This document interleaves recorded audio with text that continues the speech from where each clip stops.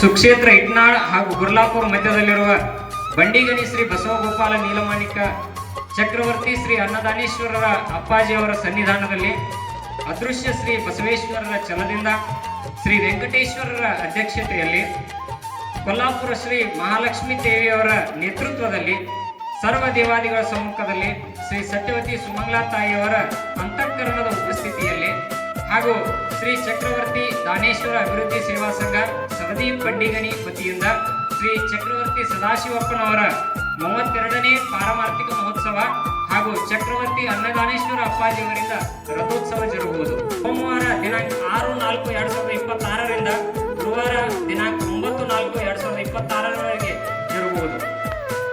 ಗುರುವಾರ ದಿನಾಂಕ 9/4/2026ರಂದು ಮುಂಜಾನೆ ಕರ್ತೃಗದ್ದೆಗೆ ಮಹಾಭಿಷೇಕ ಹಾಗೂ ಚಕ್ರವರ್ತಿ ದಾನೇಶ್ವರ ಅಪ್ಪಾಜಿ ಅವರಿಂದ ಮುಂಜಾನೆ 10:30 ಗಂಟೆಗೆ ಶ್ರೀ ಶ್ರೀ ಶ್ರೀ ಸದಾಶಿವಪ್ಪನವರ ರಥೋತ್ಸವ ಜರುಗುವುದು.